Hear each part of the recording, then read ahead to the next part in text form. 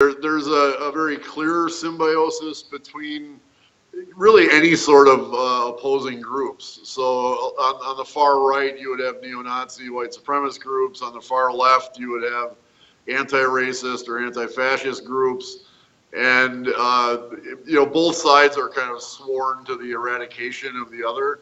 But without that other side, they really got like no wind in their sails. They have nothing to live for.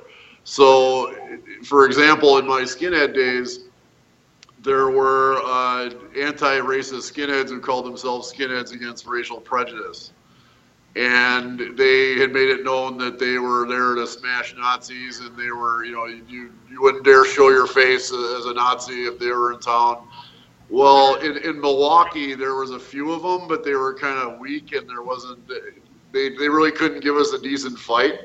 So we lived for like chasing those guys down and beating them up. But because they honestly couldn't give us a challenge, we would regularly like pile in vans and drive out to Minneapolis or down to Chicago, where there was a lot more anti-racist skinheads, and they're a lot bigger and tougher. And we like that gave us a reason to exist. It didn't discourage us.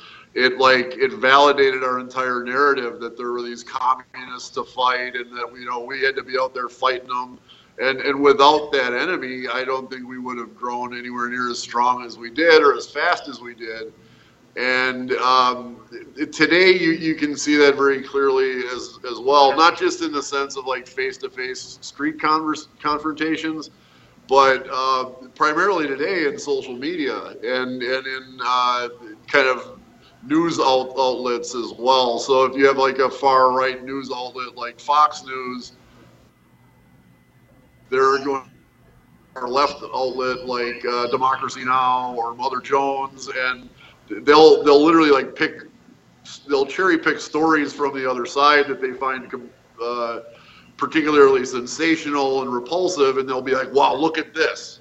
Look what these crazy people are saying. This is why we're right. This is why we have to fight, and this is why we are who we are. And so they essentially validate each other's reasons for existence. And I really believe that with the election and the impending Trump presidency, I think a lot of that was driven by, the people are saying the alt-right nowadays. The alt-right has always been there, and there certainly is like a very strong white supremacist component to the alt-right nowadays. A big difference, though, from my days as a white supremacist hate group was that today's alt-right will openly see people like Sheriff Clark here in Milwaukee as a hero.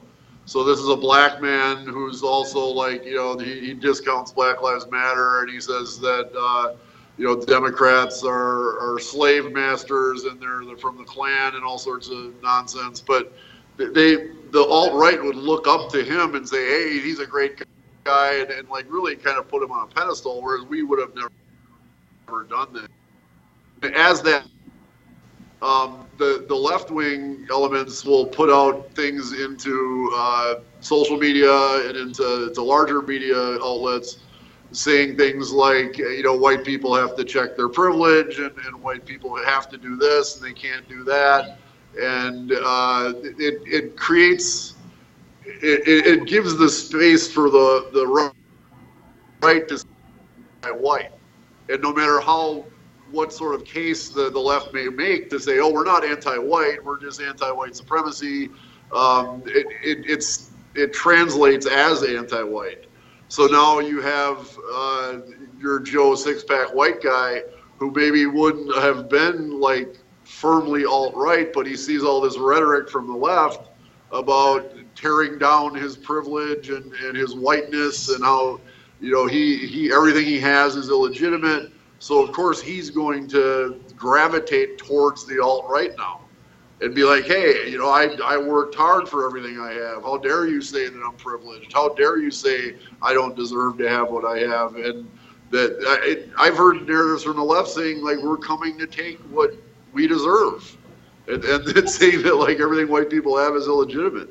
And so the more outlandish the statement, the more power it gives to the other side. And that goes completely both ways.